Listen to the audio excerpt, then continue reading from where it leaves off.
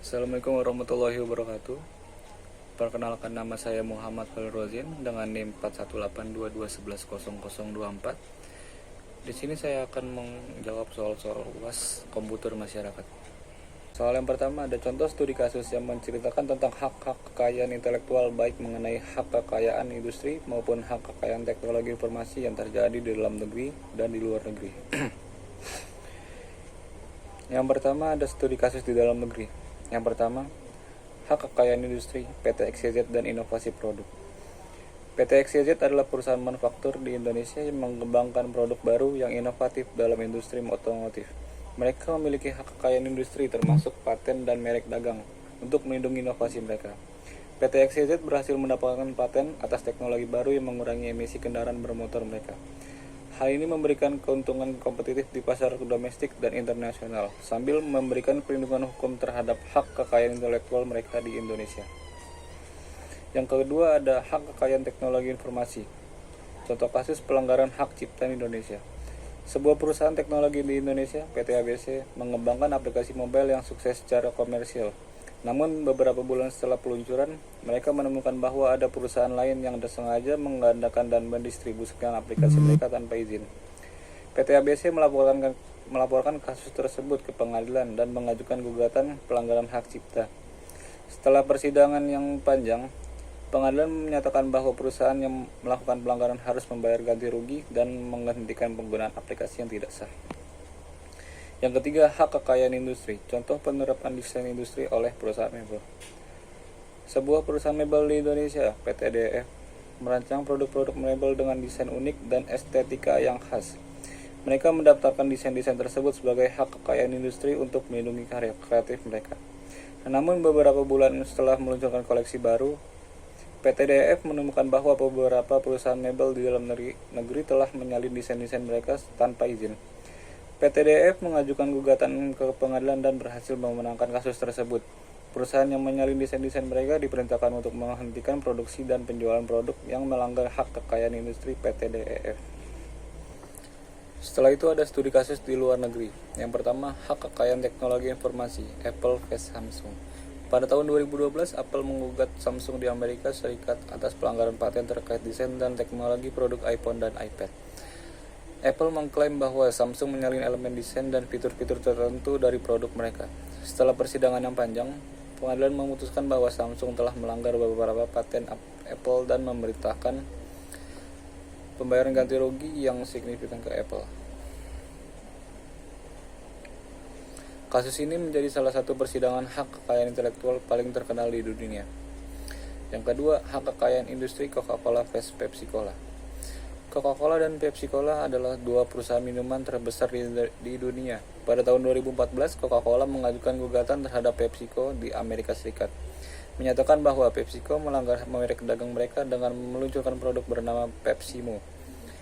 Coca-Cola mengklaim bahwa Pepsimo terlalu mirip dengan merek dagang mereka, Coca-Cola, dan dapat menimbulkan kebingungan di antara konsumen. Setelah persidangan yang panjang, pengadilan menyatakan bahwa PepsiCo melanggar merek dagang Coca-Cola dan harus menghentikan penggunaan merek Pepsimo. Hak kekayaan teknologi informasi Google dan penyalahgunaan konten. Google, perusahaan teknologi raksasa, telah menghadapi beberapa tuntutan hukum terkait hak kekayaan intelektual di berbagai negara.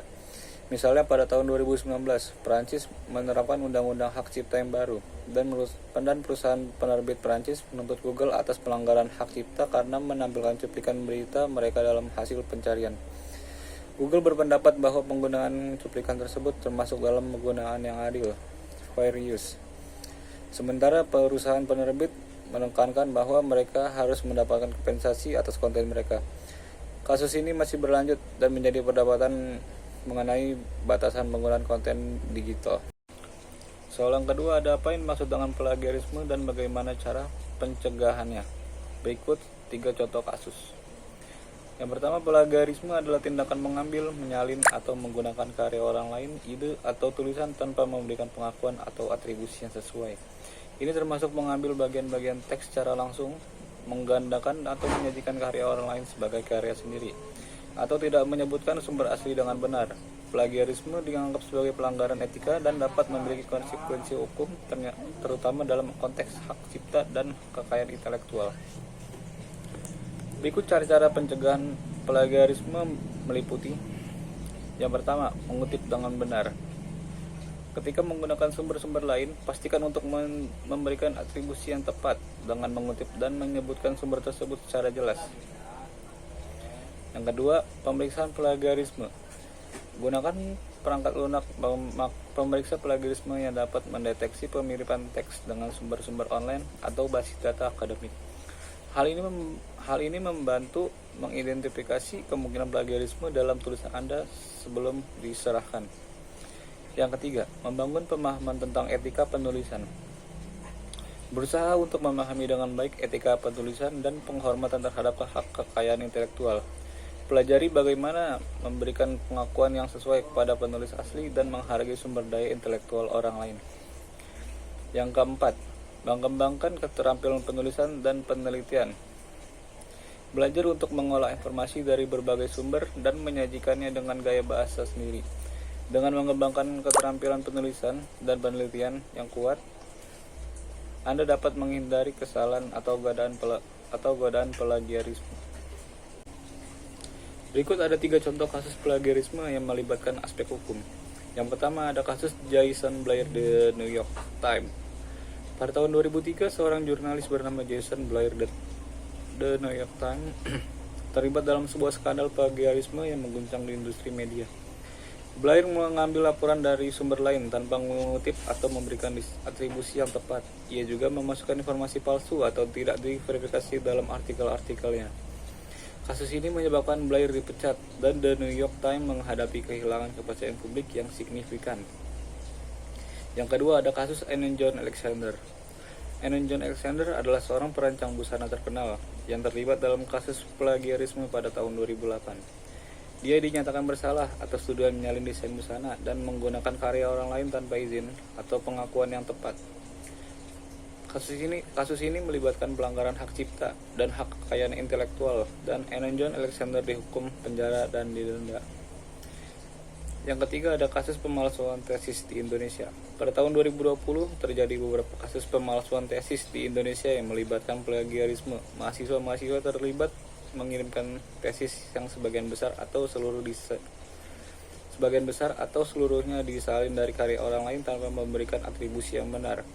Universitas di Indonesia menindak tegas kasus-kasus ini dengan melakukan penyelidikan internal dan memberikan sanksi yang sesuai, termasuk diskualifikasi dan penghentian studi. Soal yang ketiga, jelaskan pengertian dari masyarakat informasi dan contoh dalam sebuah studi kasus. Masyarakat informasi mengacu pada suatu bentuk masyarakat yang ditandai oleh penyebaran luas dan penggunaan insentif teknologi informasi dan komunikasi, atau disingkat TIK. Dalam kehidupan sehari-hari, dalam masyarakat ini, akses terhadap informasi, komunikasi, dan teknologi menjadi semakin mudah dan meluas, memberikan dampak signifikan pada cara orang hidup, bekerja, dan berinteraksi. Contoh studi kasus: PT XYZ dan transformasi menjadi masyarakat informasi. PT XYZ adalah sebuah perusahaan manufaktur yang bergerak di bidang tekstil di Indonesia. Perusahaan ini menghadapi tantangan globalisasi dan perubahan teknologi informasi yang cepat. Untuk tetap bersaing, PT XYZ memutuskan untuk melakukan transformasi menuju masyarakat informasi dengan memanfaatkan TIK dalam berbagai aspek bisnis mereka. Pertama, PT XYZ membangun infrastruktur teknologi yang kuat, termasuk jaringan internet yang stabil, sistem manajemen data yang canggih, dan perangkat keras dan perangkat lunak yang mutakhir. Dengan demikian, mereka dapat mengakses informasi secara real-time, berkomunikasi dengan efisien, dan mengolah data produksi dengan lebih baik. Kedua, PT XYZ mengadopsi teknologi otomatisasi dan digitalisasi dalam proses produksi mereka. Mereka menggunakan mesin-mesin otomatis yang terhubung dengan sistem komputer untuk meningkatkan efisiensi dan presisi produksi. Selain itu, PT XYZ juga meluncurkan platform e-commerce untuk mempermudah pemasaran dan penjualan produk mereka pada pelanggan di dalam negeri dan luar negeri. Ketiga, PT XYZ memanfaatkan media sosial dan situs web perusahaan untuk membangun koneksi dan komunikasi dengan pelanggan serta pemasok. Mereka memanfaatkan jejaring sosial dan platform komunikasi online untuk mempromosikan produk, mengumpulkan umpan balik pelanggan, dan menjalin kemitraan dengan mitra bisnis. Melalui transformasi ini, PT XYZ berhasil menjadi bagian dari masyarakat informasi. Mereka meningkatkan efisiensi produksi, meningkatkan fleksibilitas produk, dan memperluas jangkauan pasar mereka. Studi kasus ini menunjukkan bagaimana sebuah perusahaan dapat beradaptasi dengan perkembangan masyarakat informasi melalui penerapan teknologi informasi dan komunikasi. Dengan memanfaatkan TIC secara strategis, perusahaan dapat memperoleh keuntungan kompetitif, meningkatkan kualitas produk layanan, serta memperluas pangsa pasar mereka di era digital yang terus berkembang.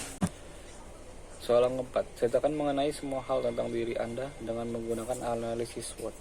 Berikut adalah analisis SWOT tentang diri saya. Yang pertama, strength atau kekuatan. Yang pertama, pengetahuan dan keahlian dalam bidang komputer dan teknologi. Yang kedua, kemampuan komunikasi yang baik. Yang ketiga, keterampilan analitis yang kuat. Yang kedua, ada weakness, kelemahan. Kurangnya pengalaman kerja formal. Yang kedua, tidak memiliki keterampilan bahasa yang luas. Yang ketiga, ketergantungan pada rutinitas dan kurangnya fleksibilitas. Yang ketiga, opportunities, peluang. Peluang untuk mengikuti pelatihan dan kursus tambahan dalam bidang yang diminati. Kemungkinan untuk membangun jaringan dan koneksi baru. Yang ketiga, peluang untuk mendapatkan pengalaman kerja melalui magang atau proyek sukarela. Yang keempat, threats atau ancaman. Yang pertama, persaingan yang ketat di pasar kerja. Yang kedua, perkembangan teknologi yang cepat dan perubahan yang mungkin terjadi. Yang ketiga, keterbatasan sumber daya atau aksesibilitas dalam mencapai peluang. Soal yang kelima, ceritakan kegiatan pengabdian kepada masyarakat yang telah dilakukan. Dalam suatu kegiatan pengabdian kepada masyarakat, tim kami mengadakan program pelatihan dan pendampingan bagi pedagang lokal yang ingin memanfaatkan teknologi untuk berjualan makanan secara online melalui GoFood, platform pengantaran makanan terbuka di daerah kami. Kami memulai dengan mengidentifikasi pedagang lokal yang tertarik untuk meningkatkan bisnis dengan memanfaatkan GoFood. Kami mengundang mereka untuk bergabung dalam program pengabdian ini dengan memberikan penjelasan tentang manfaat berjualan online, akses ke pangsa pasar yang lebih luas, dan kesempatan untuk meningkatkan pendapatan mereka. Dalam program pelatihan, kami membantu pedagang memahami cara mendaftar dan menggunakan aplikasi GoFood.